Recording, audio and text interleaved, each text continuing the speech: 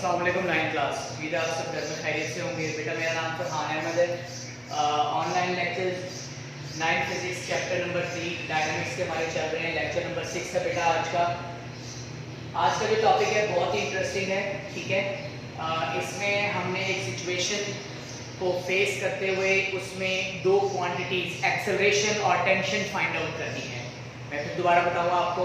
बेटा आज के टॉपिक में हमने दो इंपॉर्टेंट इक्वेशंस डिराइव करनी है, एक्सेलरेशन की और टेंशन की। टेंशन मतलब किसी ऑब्जेक्ट के ऊपर एक स्पेसिफिक डायरेक्शन में, अपवर्ड डायरेक्शन में एक फोर्स लग रही है जो कि न्यूटन में कैलकुलेट होगी। इसकी हम लोगों ने कैलकुलेशन करनी है।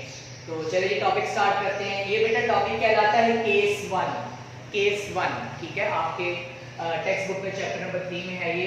अच्छा, केस 1 है क्या? केस 1 में दो ऑब्जेक्ट्स हैं A और B, ठीक है, जिनके मैसेज हैं m1 और m2। A का मैस है m1, B का मैस है m2। बेसिकली ये दो ब्लॉक्स हैं, ठीक है, दोनों के मैसेज सेम नहीं हैं।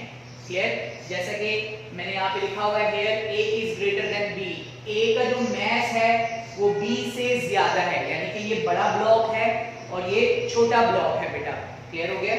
अच्छा जी, आगे चलते हैं। अब हम आपके टॉपिक का नाम है vertical motion of two bodies on frictionless pulley attached to a string. देखिए धागे के साथ ये स्ट्रिंग है, ठीक है, इसको धागा कहेंगे स्ट्रिंग, और ये फ्रिक्शनलेस पुली है, फ्रिक्शनलेस पुली, ठीक है, अटैचमेंट के साथ है। अगर आप सिचुएशन को गौर से देखें कि इस तरह की पुली के ऊपर अगर आप ये मैकेनिज्म बनाएं कि एक धागे को उसके ऊपर से गुजार कर उसके दोनों पॉइंट्स पर दो मुख्तलिफ ब्लॉक्स को लटका दें, जिसमें से A का मैस B से ज्यादा होगा, तो वही ज़हन मानता है हमारा कि चूंकि इसका वेट ज्यादा है, इसका मैस ज्यादा है, तो ये डाउनवर्ड मूव करेगा और ब्लॉक B अपवर्ड मूव करेगा बेटा। ठीक है, तो इस दौरान हमने ये चेक करना है कि ये दोनों ब्लॉक्स हैं ये कितने मीटर पर सेकंड स्क्वायर की एक्सेलरेशन से मूव करेंगे।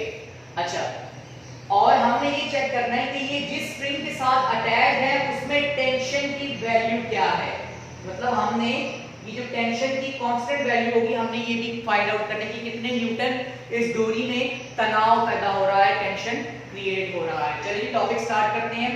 जैसे मैंने आपको पहले बताया कि कैलकुलेशन हमने एक्सेलरेशन की और टेंशन की करनी है, तो आपके पूरे टॉपिक में जो जनरल हेडिंग है, जो दो बड़ी हेडिंग्स हैं, वो है कैलकुलेशन फॉर एक्सेलरेशन और दूसरी हेडिंग है कैलकुलेशन फॉर टेंशन। दरमियान में आपको जितनी भी अंडरलाइन सिचुएशंस नजर आ रही हैं, जिसके नीचे लाइन लगा दी, ये भी बेटा आपका प्रॉपर मार्कर वर्क है, हेडिंग्स, ये डेरिवेटिव हेडिंग्स आ जाती हैं। टॉपिक स्टार्ट करते हैं। कंसीडर बॉडी ए। सबसे पहले आपने बेटा सिर्फ इस सिनेरियो को ध्यान में रखना है। ये वाली सिचुएशन मैंने यहां बना दी है, ठीक है, ये बॉडी ए है, अच्छा, जिसका वेट है W1 और इसका मैस है M1, ठीक है। जरा पहले हम इसको देखते हैं। आगे लिखा हुआ है as the body A is moving downward. जैसे हमने पहले कहा कि इस सिचुएशन में बॉडी ए जो है, ये ब्लॉक ए जो है, ये नीचे की तरफ मूव करेगा डाउनवर्ड, लिहाजा W1 is greater than T। भाई सिंपल सी बात है कि इस ब्लॉक पर दो फोर्सेस असरअंदाज हो रही हैं। एक है वेट, डाउनवर्ड एक्शन वाली बात, और दूसरी इसके ऊपर टेंशन है जो डोरी के ऊपर लगी, यानी कि डोरी की तरफ से भी एक फोर्स लग रही है। क्योंकि ये डोरी जो है दूसरे हिस्से पर एक दूसरे ब्लॉक के साथ अटैचमेंट है, जब ये मूव कर रही होगी तो इसके अंदर रोटेशन क्रिएट हो जाएगी, ठीक है, इस पुली के अंदर क्लॉकवाइज रोटेशन क्रिएट होगी सिचुएशन के लिहाज से। अच्छा, तो W1 टेंशन से ग्रेटर है। W1 यानी कि weight of the object is greater than the tension in the string. ये तभी मुमकिन होगा जब हम ये देखेंगे कि ये ब्लॉक डाउनवर्ड मूव कर रहा है। तो जब एक ऑब्जेक्ट अपनी वेट की जानिब मूव कर रहा है, तो सिंपल सी बात है कि इसके ऊपर लगने वाली फोर्स जो है वो कम है टेंशन की सूरत में। टेंशन की सूरत में जो फोर्स है वो कम लग रही है। अगर टेंशन और W1 बराबर होती तो ये किसी तरफ बेटा मूव ना करता, लेकिन अपने ये ब्लॉक M1 मैस ज्यादा होने की वजह से, वेट ज्यादा होने की वजह से डाउनवर्ड मूव कर रहा है। तो इसके ऊपर जो नेट फोर्स होगी वो कैसे निकलेगी? नेट फोर्स का मतलब ये कि अब कितनी फोर्सेस इसके ऊपर बच गई हैं, ठीक है। जैसे मिसाल के तौर पर अगर आपके पास, अगर आपने एक शॉपिंग बैग पकड़ा हुआ है, ठीक है, जिसके अंदर तकरीबन 50 न्यूटन का वेट पड़ा हुआ है, तो अगर आप 50 न्यूटन वेट ही अपवर्ड डायरेक्शन में लगाएंगे तो आपका 50 न्यूटन और ऑब्जेक्ट का 50 न्यूटन एक दूसरे को कैंसिल करेगा। लेकिन अगर वो आपके हाथ से छूट रहा हो, नीचे गिरने लगा हो, तो इसका मतलब ये हुआ कि वो जो वेट है वो आपकी तरफ से लगने वाली अपवर्ड फोर्स से ज्यादा है। तो नेट फोर्स क्या बच जाएगी, उस ऑब्जेक्ट के ऊपर कितनी फोर्सेस बाकी रह जाएंगी, 50 न्यूटन को, और फर्ज करें कि आपने 40 न्यूटन लगाया हुआ है, तभी तो वो आपसे हाथ से छूट रहा है। तो अब उस ऑब्जेक्ट का नेट फोर्स क्या बन जाएगा, 50 डाउनवर्ड माइनस 40 अपवर्ड, तो 10 न्यूटन बेटा नेट फोर्स के ऊपर कैलकुलेट हो जाता है। तो यहां पर हम लोगों ने क्या करना है, जो फोर्स बड़ी है यहां पर W1 is greater than T, उसे हमने पॉजिटिव रखना है, और जो फोर्स कम है उसे हमने नेगेटिव रखना है, यानी कि सब्ट्रैक्शन करनी है हमने, सिंपल, ठीक है, डायरेक्शन के अकॉर्डिंग। तो F1 equals to W1 minus T। दूसरी सिचुएशन में जब हम आएंगे, ठीक है, जब कंसीडर बॉडी भी करेंगे तो वहां पे बेटा ये बिल्कुल उलट जाएगा वैल्यू, ठीक है। तो F1 किसके बराबर था, m1a, F ma के बराबर होता है, F इक्वल्स टू ma, हमने Newton second law of motion में पढ़ा था। तो 1 इस वजह से लगा दिया क्योंकि हम लोग मैथ्स 1 को सॉल्व कर रहे हैं। F1 equal to m1a equal as it is wmg के बराबर होता है, यहाँ पे हम लगाएंगे w1 equal to m1g minus t as it is. बेटा इसको हमने इक्वेशन नंबर 1 कह दिया। साथ में आप ये डायग्राम भी बनाएंगे, ठीक है, कंसीडर बॉडी ए में। यहाँ पे आप देख सकते हैं कि W1 वाली लाइन T से मैंने बड़ी बनाई है, ठीक है। इसकी वजह ये है क्योंकि ये वाली फोर्स जो है ग्रेटर है टेंशन से, W1 टेंशन से ग्रेटर है, तभी वो डाउनवर्ड मूव कर रहा है ये ब्लॉक। क्लियर? अच्छा जी, चलिए अब हम ब्लॉक कंसीडर बॉडी बी की बात करते हैं, मतलब अब हम दूसरी सिचुएशन की जो है ना डिस्कशन करते हैं। इसके लिए भी सेम ऐसी डायग्राम बनेगी। मैंने एक हिस्से की डायग्राम बना दी है, दूसरे हिस्से की डायग्राम आपके सामने मैं बना रहा हूँ, गौर से देखिएगा प्लीज बेटा। अच्छा, अब ये है ब्लॉक बी, ठीक है, ये छोटा ब्लॉक है प्रिंसिपल ए के, इसके ऊपर जो टेंशन फोर्स है अब उसकी लाइन कैपिटल लगेगी, बड़ी लगेगी बेटा। क्यों? क्योंकि अगर आप इस सिचुएशन को देखें, आप एज्यूम करें, इमेजिन कर रहे हैं आप ये वाली डायग्राम, तो ऑब्वियसली जब ये ब्लॉक डाउनवर्ड मूव कर रहा है तो ये ब्लॉक अपवर्ड मूव कर रहा है। इसका मतलब क्या हुआ कि इस पर जो टेंशन अपवर्ड है वो वेव से ग्रेटर है, ज्यादा है जी। यहाँ पर लिखा हुआ है as the body B is moving upward, क्योंकि ये बॉडी बी अपवर्ड मूव कर रहा है, सो लिहाजा tension is greater than the weight of the object. यहाँ पर अपवर्ड फोर्स टेंशन उसके वजन से ज्यादा होगी जी।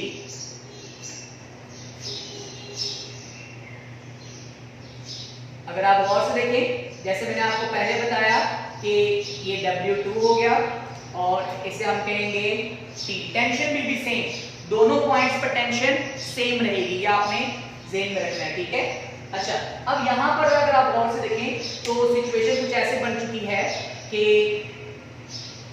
W2, ठीक है, tension is greater than W2, इस वजह से ही ये ब्लॉक जो है अपवर्ड मूव कर रहा है। ऑब्वियस सी बात है, जिस फोर्स का मैग्नीट्यूड ज्यादा है ब्लॉक उसी तरफ मूव करेगा।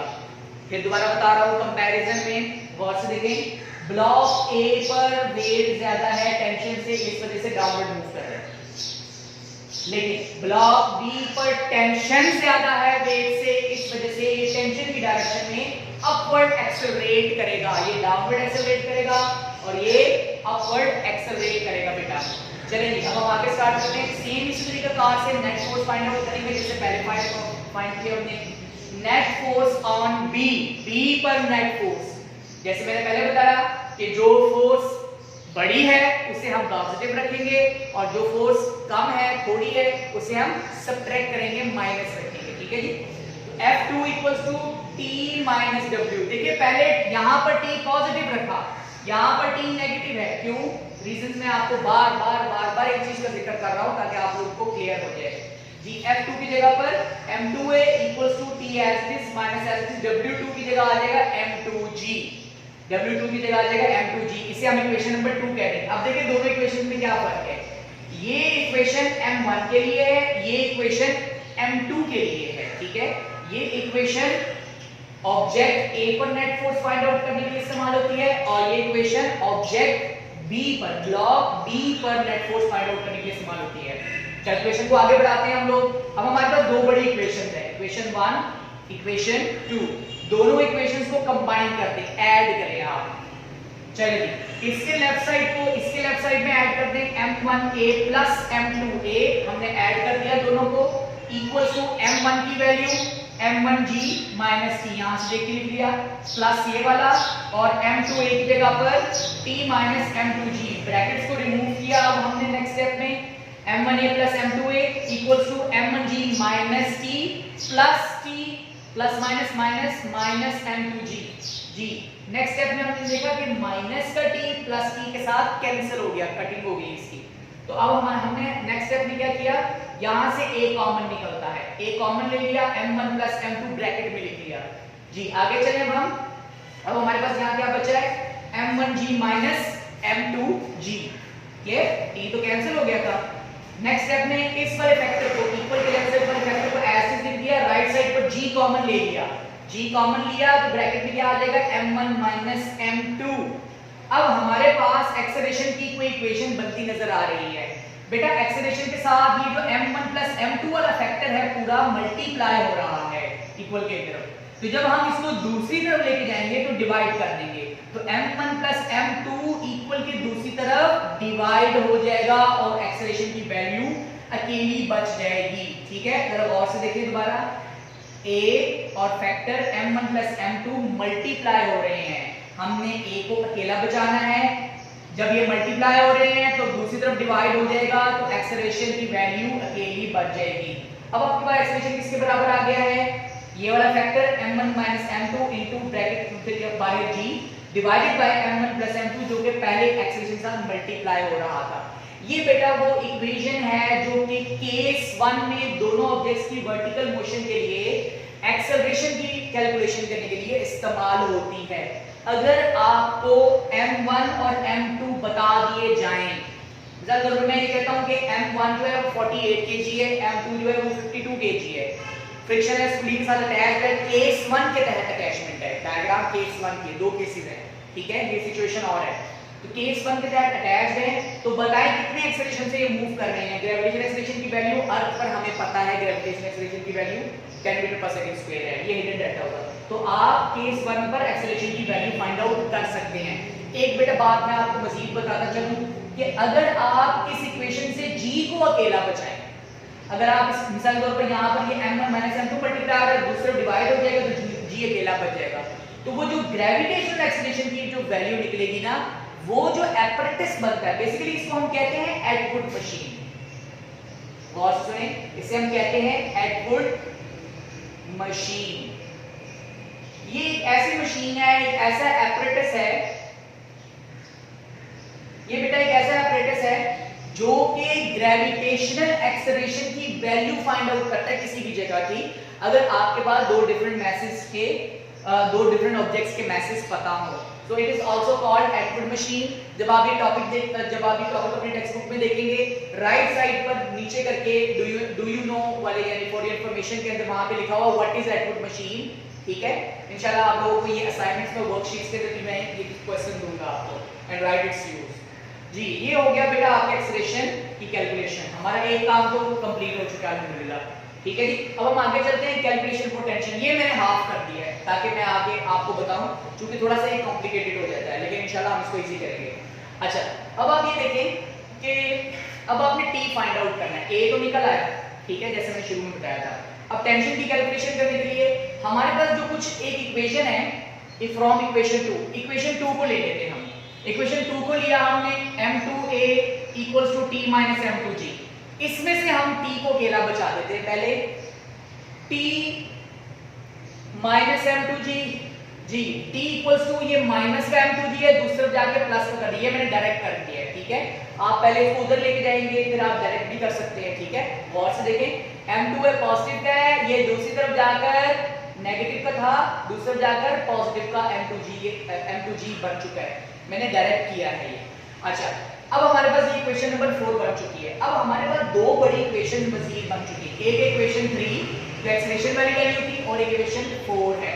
अब हम एक काम करते हैं, हम लिखते हैं पुट 3 इन 4, 3 को 4 में पुट कर दें, मतलब आपने पहले इक्वेशन 4 लिखनी है, t equal to m2a plus m2g, t equal to m2a की जगह पर जो हमने वैल्यू फाइंड आउट की है वो लिखेंगे जी।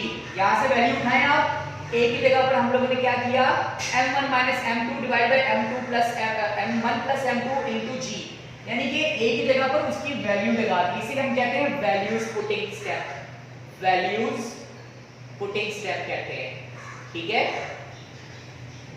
अच्छा, अब आप देखिए t अकेला बच गया। अब हमने क्या करना है बेटा, राइट साइड पर हमने कैलकुलेशन करनी है और t की वैल्यू को अकेला बचाना है, सिंपल है बहुत, ठीक है। अब गौर से देखें जरा यहाँ पे। अच्छा, अब t इक्वल्स टू, अब ये जो g है, ये वाला g, ये इस m1 के साथ भी मल्टीप्लाई हो रहा है और इस m2 के साथ भी मल्टीप्लाई हो रहा है।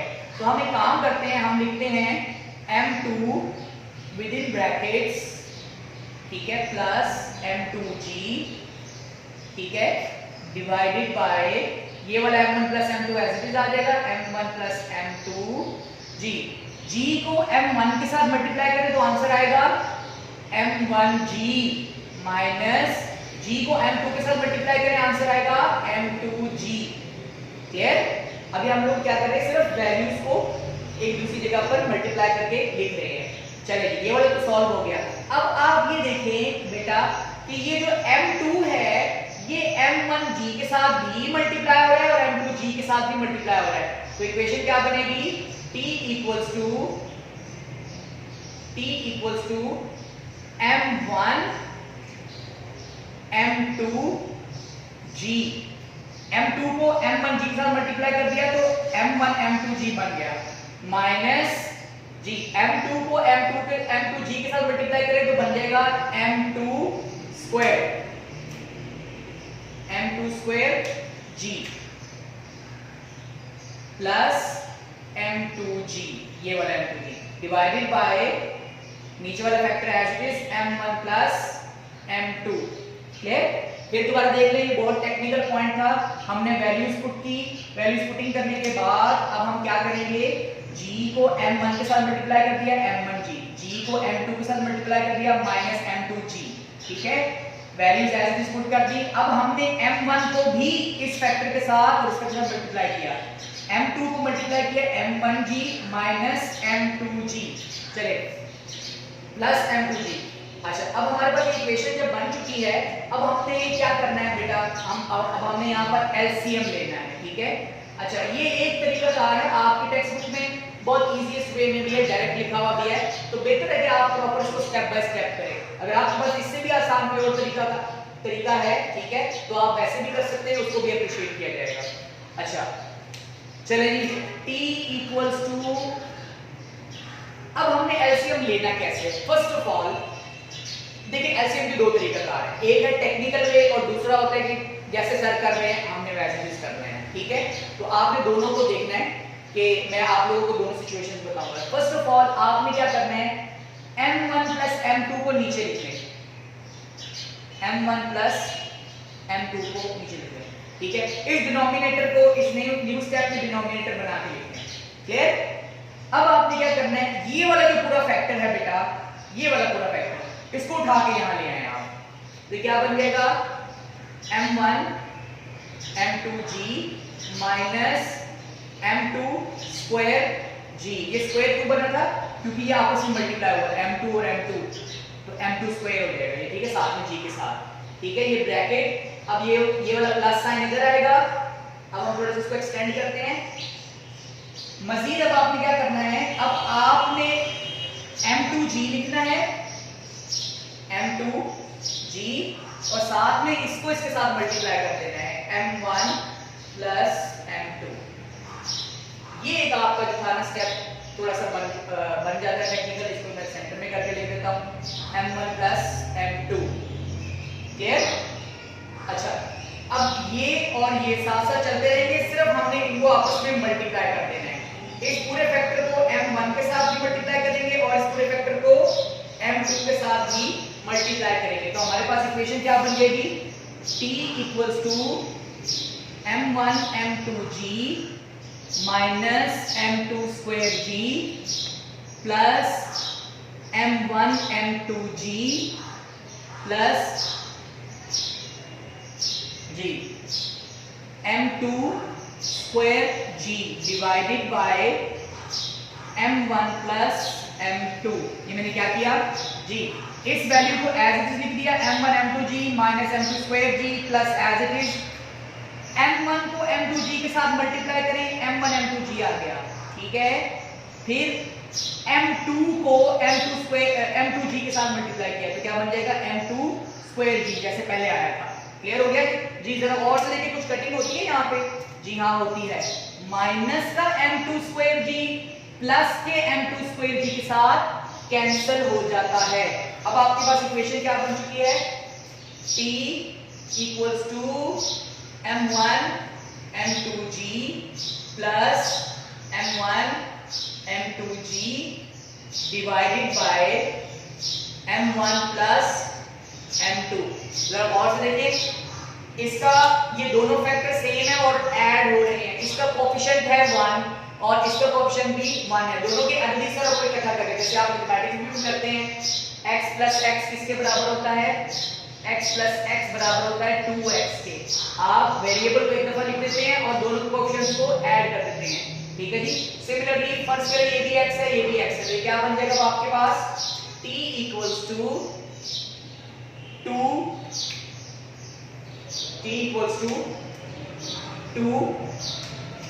m1 m2g divided by m1 plus m2। ये है बेटा आपकी वो इक्वेशन जिससे आप एटवुड मशीन इस केस 1 के लिए टेंशन की कैलकुलेशन कर सकते हैं, ठीक है। जैसे मैंने आपको पहले बताया था कि पूरे के पूरे टॉपिक में आपने मेरा बेटा एक्सेलरेशन फाइंड आउट करना है और टेंशन के लिए एक फार्मूला बनाना है। तो अब फर्ज करें कि आपके पास m1 है 48 kg और m2 है आपके पास 52 kg। ग्रेविटेशनल एक्सेलरेशन की वैल्यू आपको पता है, अर्थ पर 10 मीटर पर सेकंड स्क्वायर। तो बताएं केस 1 के तहत एक्सेलरेशन की वैल्यू क्या है और टेंशन की वैल्यू क्या है। आप सॉल्यूशन में क्या करेंगे, आप सॉल्यूशन में एक्सेलरेशन के लिए ये फार्मूला लगा लेंगे और टेंशन के लिए बेटा ये वाला फार्मूला लगा लेंगे। डाटा देख देख के पुट करेंगे, कैलकुलेशन करेंगे। टेंशन जो है वो न्यूटन्स में निकलेगा, ठीक है, न्यूटन में निकलेगा, और जो एक्सेलरेशन है बेटा ये मीटर पर सेकंड स्क्वायर में आंसर आना चाहिए। अगर आप आंसर में यूनिट नहीं लिखते तो बेटा आपके मार्क्स डिडक्शन होती है। ये बेटा आज का आपका टॉपिक बहुत इंपॉर्टेंट है। आप डायग्राम को गौर से देखें, इसकी प्रैक्टिस करें, वीडियोस को आराम से तहम्मुल से बार-बार देखें। थोड़ा सा टेक्निकल पॉइंट है ये, ठीक है। लाहौर बोर्ड में वैसे तो अभी तक एक दफा भी नहीं आया, लेकिन ये पॉसिबल ही आ सकता है, ठीक है। आप लोग इसकी तैयारी करें। Thank you.